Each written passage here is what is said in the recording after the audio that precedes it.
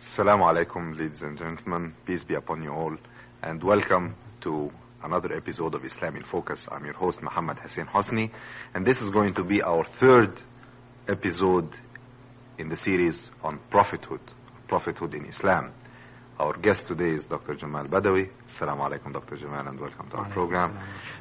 Maybe we should start as usual by a quick recap of the last episode. Two basic areas we covered last time. One was a continuation of the discussion of the concept of revelation. The highlights of what was mentioned last time is that if we focus on perhaps the last and most authenticated and documented form of revelation through the last prophet, Prophet Muhammad, peace be upon him, that is revelation through the agency of angel Gabriel, that this was dictation of the revelation directly to the Prophet, who uttered, without using his own words, the passages of the Quran. And we said that this was not a guarded secret. It's something that happened often in the presence of many of the companions of the Prophet. It didn't only happen once or twice. It happened over the span of 23 years, the mission or ministry of Prophet Muhammad. And that the Quran, which is the product of those state of revelation, is still available in our hands for examination. We also emphasize that no believer in God can deny or dismiss revelation because it's not empirical or something that's tangible that we can touch. Because after all, we said that divine revelation is the foundation of all revealed religions. Anyone who believes in God, Allah, and his capacity to communicate his will to humanity obviously would have to believe in revelation, even though it's not something to put in a test tube. Nor can revelation be dismissed under excuses such as hallucination or epilepsy, because like we discussed last time, they are totally different things when you talk about epilepsy versus a state of revelation where you get wisdom and you get holy books that guides humanity. We also made the distinction between the various meanings of inspiration, that even though there's a very select and special meaning of divine revelation in a sense of holy books communicated to prophets and messengers of God, that the word inspiration itself is not limited to prophets. We talked about inspiring in a sense of teaching bees, for example, inspiring pious people certain truth, but still something that's limited to them and not as a general message to be conveyed to the rest of humanity. This was the first issue on revelation. And then we started looking into the nature of prophethood, who is a prophet. And we tried to document heavily from the Quran that after all, prophets and messengers of God are human beings. They are just like you and me in the various human physiological functions. They eat and drink and die and get sick. But however, they are a very select type of people to be qualified to exemplify the message and provide a good model of belief and behavior for their people. Great. Now, for the benefit of our audience, who most probably will be predominantly from the Judeo-Christian tradition, can we draw a parallel? Can we draw a comparison between the concept of prophethood in Islam and the concept of prophethood in the Judeo-Christian tradition, or the biblical concept of prophethood in other terms? There are similarities, but there are very important differences. Some people make a very superficial conclusion. They say, the Quran talks about the same prophets like the Bible, so maybe Muhammad took it from the Bible, said they are identical. But there are similarities, however. Like I mentioned before, the major monotheistic faith, at least so-called Judaism, Islam, and Christianity, have definitely a great deal in common. The notion of believing in God as the ultimate authority in the universe. We might differ in questions of Trinity or chosenness or whatever, but still the whole notion of believing God is there. In prophethood also, the general notion of God sending prophets or messengers to guide humanity, this is quite common in the three monotheistic faiths too. The concept of revelation, as we discussed, is also accepted in some form or the other, but at least the whole notion of God inspiring messengers the truth. However, I think there are some differences which are very, very important to realize. And this we call in Islam the isma, or the infallibility of the Prophet. To clarify, and since we're making comparisons, it would be fair to also refer and document from both scriptures, the Bible and the Quran.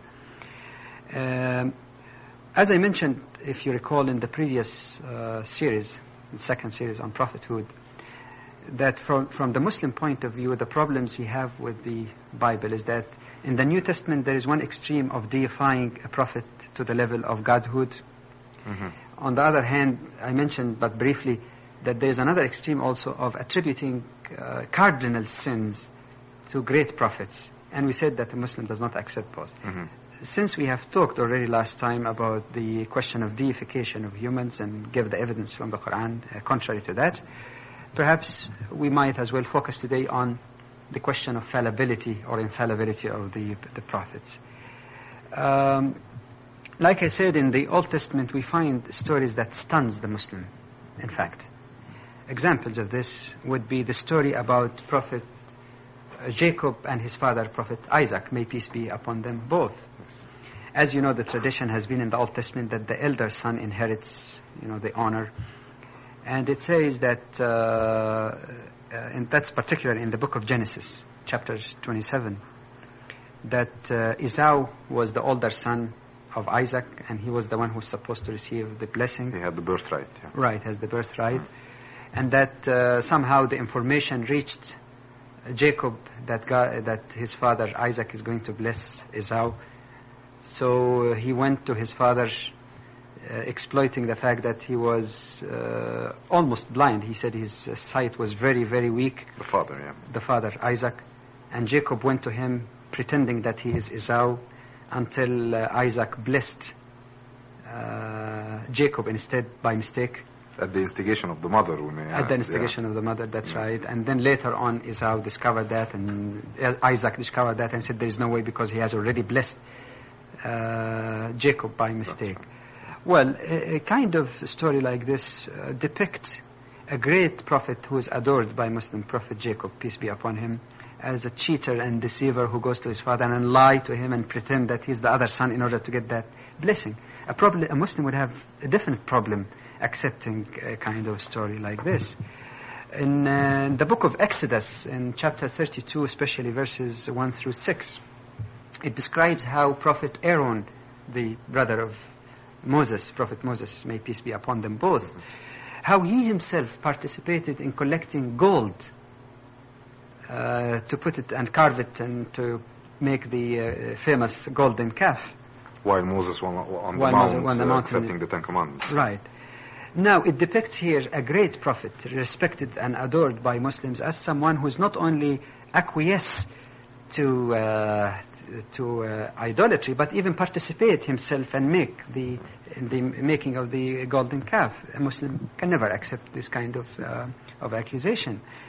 What is even very strange in the mind of the Muslim is the story about Prophet David in the second book of Samuel, where he talks about the incident when Uriah, one of the commanders of Prophet David, was away in a battlefield, and then it says that David went on top of the king's house and he looked and he found a beautiful woman bathing. So he sent to ask or inquire about her, and he was told that this is the wife of his commander, or that soldier officer Uriah. And then he sent for her, committed adultery with her, And then when Uriah came back, it depicts Prophet David, peace be upon him, as a person who wanted to play all kind of tricks to hide the crime that he committed, the sin that he did. So he asked, and that's again, like I said, all in the book of Samuel, second book of Samuel. Then he asked Uriah to go and wash his feet inside his house. He meant you go and sleep with your wife to hide the source of the new baby. And then Uriah, being very, faithful to his soldier, he refused. He had a pledge with the soldiers that they would not touch their wives until they Exactly. So he refused, and he slept outside the doorstep of his house. And when this trick did not work, then it narrates or claims that Prophet David sent a message with Uriah himself to one of his other commanders, Joab, and he asked him to put Uriah in the hottest spot in the battlefield so that he might be killed and slain, finished, so that again the crime would be hidden. And of course it ended up, as you know, with the slaying of Uriah.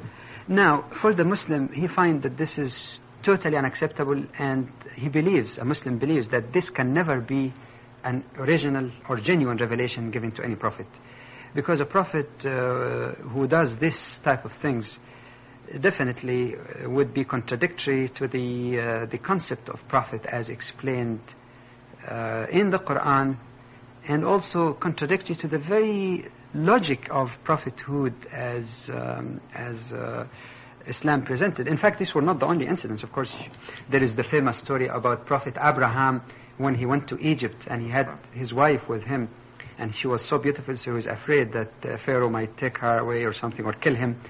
So he claimed that it was his sister and let her go even inside the house of the Pharaoh, who tried to approach her to have a relationship with her. There are similar things about Prophet Solomon getting married to pagan wives, and then his heart was inclined towards their gods. This whole description, like I said, is totally, for the Muslim, contradictory to the text of the Quran, as well as to the role and function and perception of who the Prophet is. Now you're really whetting our appetite. So why don't we elaborate a little bit on in what sense is it contradictory to the Quran, for instance, and to the prophetic tradition? Okay. In terms of the Quran, there is no single passage in the entire Quran, no single passage, even though the Quran talks about all of these prophets. Yes. All of them are mentioned in the Quran. Yeah. But there is no single passage in the Quran that attributes such cardinal sins that really blemish the moral character of the Prophet, as we have seen cited in various places in the Old Testament. In fact, the contrary is true. All of these prophets are mentioned with great deal of adoration and respect. About the prophets David and Solomon, they are mentioned as people who are returnees to God, people who are really faithful to God. About Prophet Jacob, not as a deceiver or cheater, but as a respected and holy messenger, prophet of God. I'll give you some examples. For example, on Prophet Abraham, he was described in the Quran as a man of truth. That's in 1941. He was also described as devoutly obedient to God and true in faith in 16120. Prophet Ishmael is described in 1954 as one who was strictly true to his promise. And Ishmael was the son of Abraham as well. It was the second son of Abraham. He has Isaac and Ishmael. Ishmael is the grandfather of Prophet Muhammad, grandfather, and Isaac, of course, was the grandfather of all the Israelite prophets. Yeah, he was the first son. Ishmael was the first son. Yeah, Ishmael was the first son. Exactly, Ishmael was the first son because, as you know, the wife of Abraham was barren. Right. And then later on she got Isaac. This is an interesting area that we'll come to later, perhaps, in terms of the connection between the various monotheistic faiths. But of course, when God mentioned about Ismail as being true to his promise, the biggest promise is to obey God and to be faithful to him. About Prophet Moses, he's described in the Quran as mukhlasan, translated roughly as one who was specially chosen. That's in 1951. About Prophet Jesus, peace be upon him, he's giving a very tender description in the Quran as wajihan fi dunya wal akhirah. It touches my heart when I recite it, really. Wajihan fi dunya wal akhirah. In English, it means that Jesus was one who is held in honor in this world and in the hereafter, and of the company of those nearest to God. The reference to that in the Quran is in chapter 3, verse 45. About Prophet Muhammad, he's described as a model. For example, we read in 33:21 that you have, O believers, indeed in the messenger of God, that is Muhammad, a beautiful pattern or model of conduct for any whose hope is in God and in the final day. And like I said, these are not the only citation. I could go on and on giving you more. But just to give you an example of generalization that are made about more than one prophet, about groups of prophets, we read, for example, in 2190 that these prophets were quick in emulation in good works. They used to call on us, that's on God, with love, reverence, and humble themselves before us. That's in 2190. So there's always talk about reverence, respect, and praise of all of those great prophets. This is one aspect, the text of the Quran. Yes. I say also that these stories that were cited from the Bible are inconsistent with the Muslim view of the role and nature of prophet, the logic of prophethood. In what sense? Well, as we said before, a prophet is not somebody just who comes and communicates the words of God to people.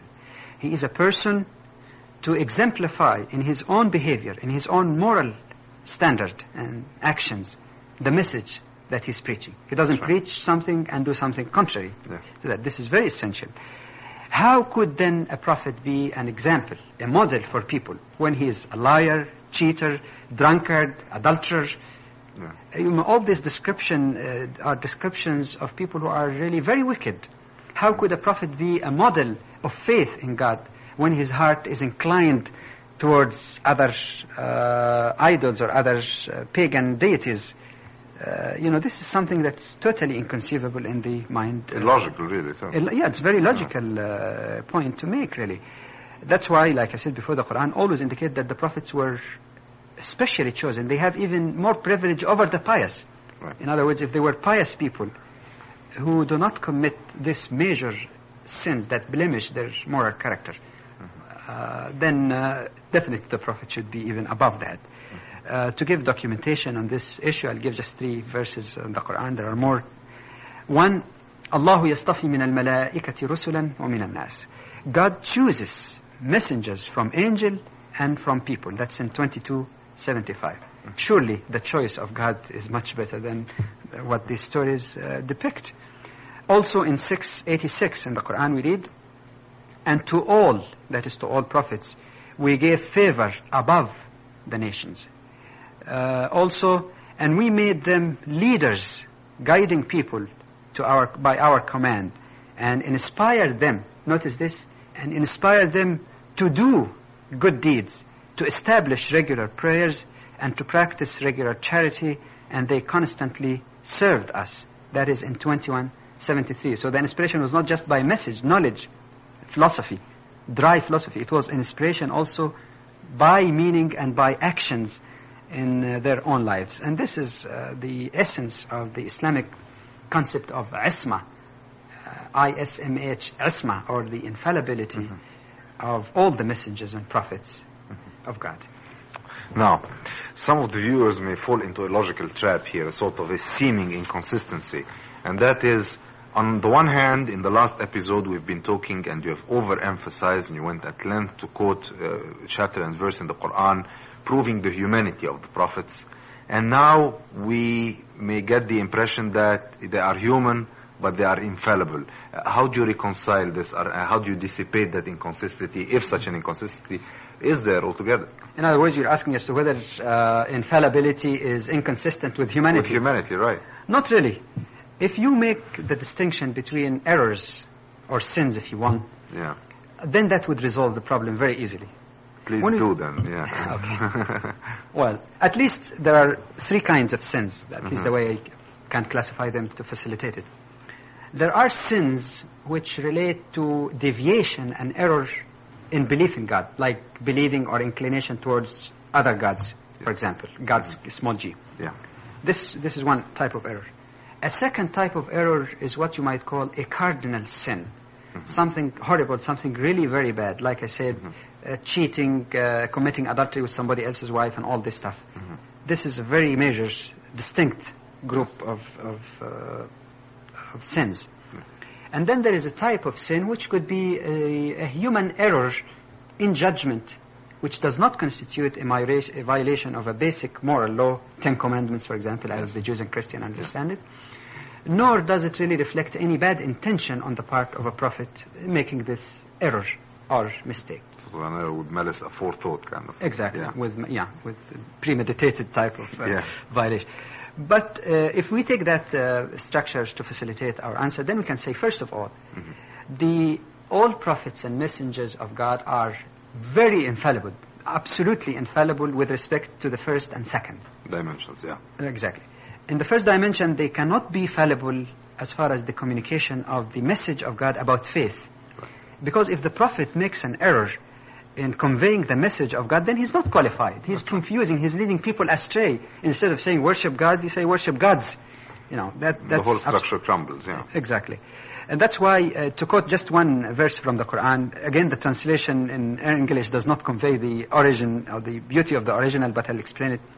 In 69 verses 44 through 47, it says, and if the messenger were to invent any saying in our revelation that's attributing this in God's revelation, if a messenger tried to change, we should certainly seize him by his right hand, and we should certainly cut off the artery of his heart, nor could any of you withhold him from our wrath. That's a symbolical meaning. What it really means that no prophet can fall into an error of conveying the belief, the proper, pure belief as dictated or communicated to him by God, or else God would definitely stop him from making this falsification and leading people astray, if he is really a genuine messenger and prophet. This is one. The other second category of sins are sins that everybody agrees that yes, we are humans, we have all this temptation. However, we know that there are certain sins that are really cardinal. To steal somebody else's wife and commit adultery and then cheat and try to do all kind of tricks to avoid facing this kind of crime definitely is something that is not consistent. It's not a borderline crime. Exactly. It's not a borderline. People who differ on. Exactly. And we know that many people who are reasonably pious who do not do these things as bad. How about the select better person who's supposed to be a prophet or messenger of God? But when you come to the third category of errors in judgment and something very minor and even with good intention, not really deliberate type of mistake, this is not necessarily contradictory with the infallibility of the prophets. It's infallibility in a sense that it does not affect their basic function as prophets, source of revelation, and model also of human behavior. It would be nice actually if you could give us an example of this third category of errors. Well, there are so many examples. I can just pick one particular example, and surprising enough, it applies even to Prophet Muhammad himself. Beautiful. See, so that it shows, by the way, the reason I picked that example is that there are still some people who are not familiar with the true facts about Islam who says, for example, or insinuate that, Muhammad wrote the Quran, again rejecting this notion of revelation.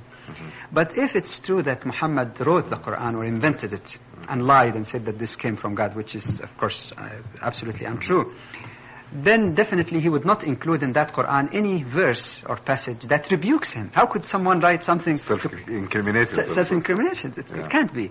But we find it in the Quran, which shows that there is another authority above Muhammad that gave him this instruction and revealed this information to him. This is a famous chapter 80 in the Quran, the title of which in English usually is He Frowned, in original Arabic, Abas.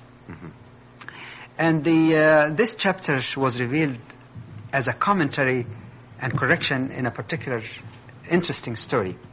And the story briefly is this. Prophet Muhammad in the early days of Islam was trying to invite the leaders of the noble tribe of Quraysh to Islam. He had very good reason to emphasize and focus on them. These were opinion leaders. And he thought that if he wins them to faith and they believe in God and reject idolatry, then this would encourage other people to follow suit. Furthermore, he also said or felt that those people are involved in persecuting Muslims because they are powerful. And if those people are won to faith and understand Islam properly, perhaps this would lead them to be more sympathetic and they stop that persecution. Ward off their evil. Exactly. Yeah. So this was a human judgment which, before you know the rest of the story, you say, all right, what's wrong did the Prophet do? It's perfectly all right. He's doing that not for any personal gain, but rather for propagation of the message of truth. And while he was talking to them earnestly and in concentration, there came an old, poor, blind man by the name of Abdullah ibn Maktoum. And that person has wanted to ask the Prophet to teach him something about the Quran. And he kept bugging him, asking him. The Prophet, again, in his human judgment, with all good intention, he showed a little bit of impatience and frowned a little bit. Because, in a way, he said, all right, this man is already a believer. Couldn't he wait a little bit until I really talk to those people who might be a more good... important business. Exactly. Not business for him. No, I understand, yeah. Business in sense of attracting them to faith. That's right. Yeah. And it's beneficial. For the reasons we mentioned before, yeah. Exactly. For the benefit of faith in general. So he showed a little bit of impatience. But then came to him Gabriel with this. I'll just recite a few verses from this chapter. It says, he, that is Muhammad, frowned and turned away because there came to him the blind man, interrupting. But what could tell you that he, that is the blind man, might be purified, or that he might receive admonition and the teaching might profit him? As to one who regards himself as self-sufficient, the rich, the powerful, to him, O Muhammad, do you attend, though there is no blame to you if he is not purified. Very powerful rebuke of the Prophet Muhammad, peace be upon him. But still, it doesn't accuse him of any moral sin or any mistake in belief, but simply even as judgment, with all good intention, still, God shows him that there is a wisdom higher than human wisdom, and that a poor, blind person who is sincerely a believer is better than this whole bunch of rich, powerful unbelievers who are so proud, so puffed up with pride that they are not listening to the message of the Prophet. Indeed, it's interesting to know that after this incident, Prophet Muhammad, peace be upon him, used to hold that man, Abdullah, in great esteem.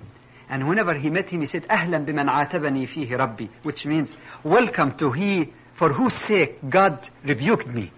He used to give him that, love and affection.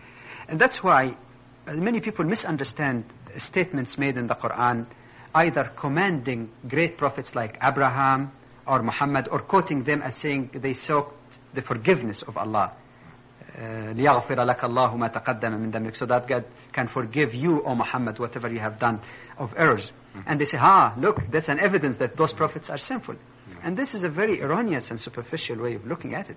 Because, number one, like I said, it's error, but it's only error in the sense of human judgment with good intention. And secondly, the point that is always forgotten is that a mistake for the Prophet is not like a mistake for a common man. Of course. See, a Prophet, because of the very high standard demanded of him in his morality and behavior, even the slightest mistake, even of judgment, is a serious one. Not because it's serious in itself, but because of the standard expected of him. Right. Not only this, a Prophet also because of his purity.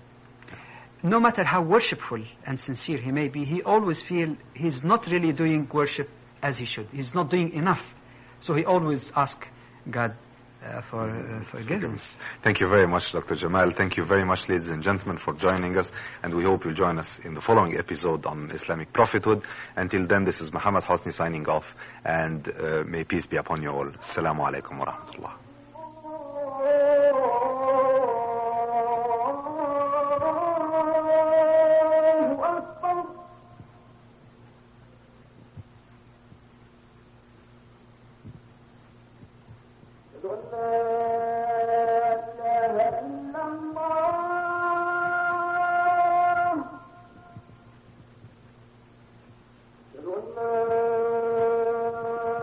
إلا الله